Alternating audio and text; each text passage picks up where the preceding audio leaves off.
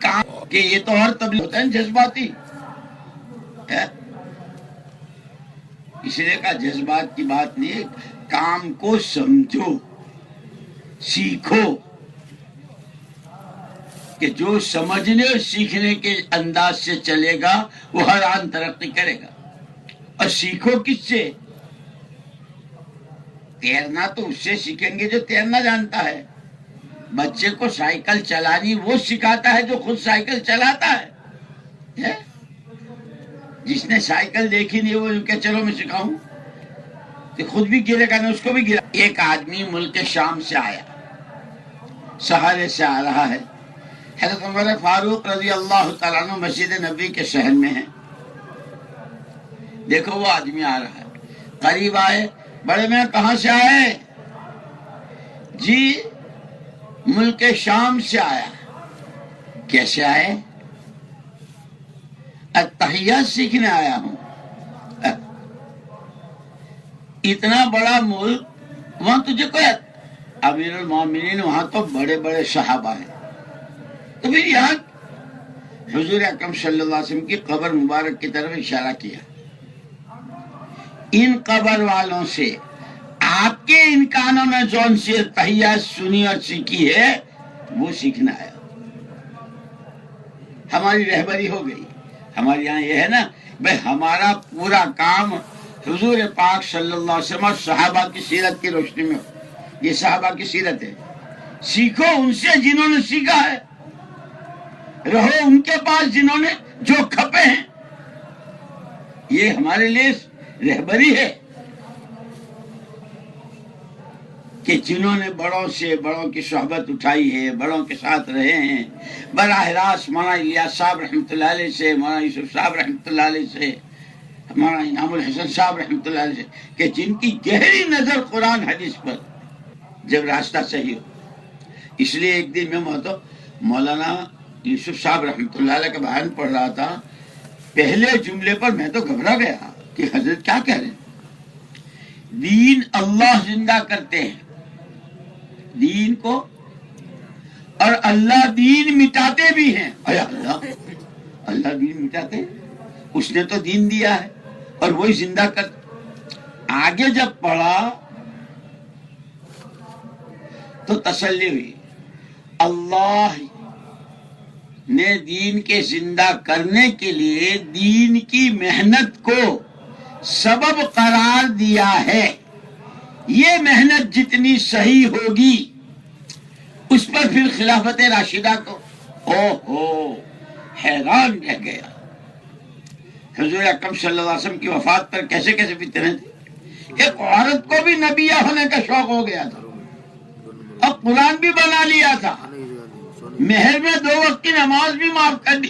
جب فتنے اٹھتے ہیں تو معمولی نہیں اٹھتے ہیں۔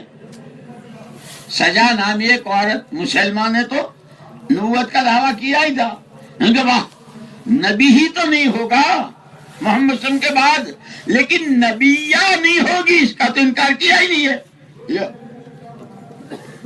جس کو اپنے مطلب کی جو نکالنی ہے وہ نکالتا ہے۔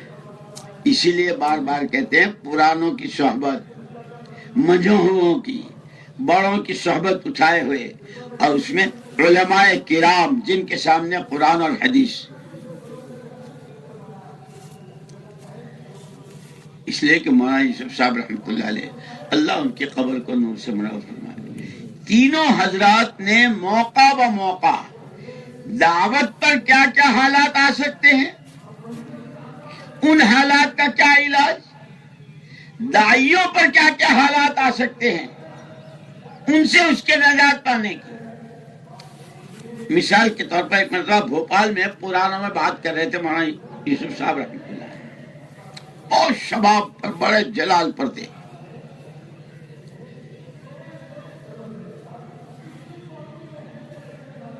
آدمی کا رخ کب بدلتا ہے پتہ نہیں چلتا۔ ایک دن آ رہا تھا، میں ریل میں تھا، ایک جوان کا فون آیا، من صاحب ایک مسئلہ پوچھنا ہے۔ بھائی مسئلہ تو علماء بتاتے ہیں، یا تو 4 مہینے والے بتاتے ہیں، میں تو بتاتا نہیں۔ یہ میرے سامنے کی بات ہے، رمضان کا مہینہ تھا 2 سال پہلے، ایک ساتھی تھا وہاں 2 مہینے لگا رہا تھا، کہ مول صاحب یہ فلانی بات، میں نے کہا یہ تو علماء سے پوچھتے ہیں کہ نہیں، وہ ساتھی یوں کہتا ہے کہ میں ابھی 4 مہینے لگا کے آیا ہوں، میں بتا رہا ہوں، مانتا نہیں ہے۔ اچھا بھائی، تو میں نے کہا میں تو ابھی تک 4 مہینے ایسے لگائے نہیں ہیں کہ میں مفتی ہو جاؤں، اس لیے ہم نے ساری عمر دیکھا حضرت جی رحمۃ اللہ علیہ علم تو اتنا ٹھوس تھا۔ ایک مرتبہ حضرت شیخ الحدیث صاحب، مولانا یونس صاحب، مولانا عاقل صاحب، مولانا سلمان، یہ حضرات شیخ کے پاس رہتے تھے، اور شیخ کا کام ہی رات دن حدیث، ایک مسئلے میں اٹک گئے، کتابیں دیکھ رہے ہیں، حوالے دیکھ رہے ہیں، حل نہیں مل رہا۔ شیخ الحدیث صاحب رحمت اللہ علیہ نے فرمایا ملی انعام آنے والے ہیں، ان کو آنے دو، ان کے تو شاگرد ہی تھے، وہ آئیں گے، ان سے پوچھیں گے۔ یا اللہ، حضرت جی رحمت اللہ علیہ جیسے حضرت کے گھر میں داخل ہوئے تو شیخ ملی نام ملی نام ملی نام، شیخ بہت جلدی بولتے تھے، یہاں آؤ یہاں آؤ جی، یہ ایک مسئلہ ہے، اس میں اٹکے ہوئے ہیں، ابھی جوتے نہیں اتارے ہیں، اور جنہوں نے دیکھا ہے وہ پمپ جہاں پانی نکال وہاں کھڑے ہیں۔ شیخ نے فرمایا یہ مسئلہ ہے، یہ یونس اور عاقل اور یہ ہم سب اس میں۔ حضرت جی نے فرمایا کہ اس کا تو یوں ہے، جس کے لیے ہفتوں پریشان رہے 1 منٹ میں حل ہو گیا۔ بہت گہرا علم تھا، لیکن کبھی کسی نے مسئلہ پوچھا، فرمایا بھائی ہمارے یہاں تو 2 مفتی ہیں، مولی عبید اللہ ہیں، مولی اظہار صاحب ہیں، یوں فرماتے ہیں، مولانا عبید اللہ صاحب سے پوچھ لو یا مولانا اظہار۔ کبھی مسئلہ نہیں بتایا۔ ایک مرتبہ ایک مسئلہ آیا شیخ کے یہاں، مفتی محمود صاحب رحمت اللہ علیہ موجود، ایک آدمی نے کہا کہ جی وہ کسی کا کپڑا دب گیا نمازی کے پیر کے نیچے، جیسے دب جاتا ہے نا بعض مرتبہ، تو وہ تو بیٹھا ہے، یہ کھڑا ہو رہا ہے، تو کپڑا چھڑانے میں نماز کس کی متاثر ہوگی؟ اس کی نماز متاثر ہوگی یا نہیں ہوگی؟ حضرت مفتی محمود صاحب رحمت اللہ علیہ کے مسئلہ تو بات کی بات ہے، پہلے یہ بتا، یہ تجھے بتایا کس نے؟ اس نے کہا کہ مولانا انعام الحسن صاحب نے کہا میں بھی یہ سوچتا ہوں، ان کے علاوہ کوئی بتا نہیں سکتا۔ اتنا گہرا علم تھا، لیکن کبھی مسئلہ نہیں بتایا۔